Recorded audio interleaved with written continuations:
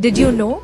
Nearly 45% of adults snore occasionally, while 25% snore regularly.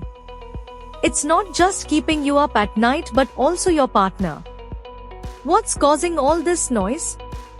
Being overweight, getting older, or having weak muscles can contribute. But there's more. Snoring might signal health issues like congestion, allergies, or even sleep apnea. Yes, sleep apnea is a serious matter. Loud snoring indicates a condition that affects your heart and overall health. Don't ignore it, seek assistance. At Rakshith Hospital, we are committed to helping you overcome snoring and enjoy restful sleep. Consult Dr. Shruthi Reddy today.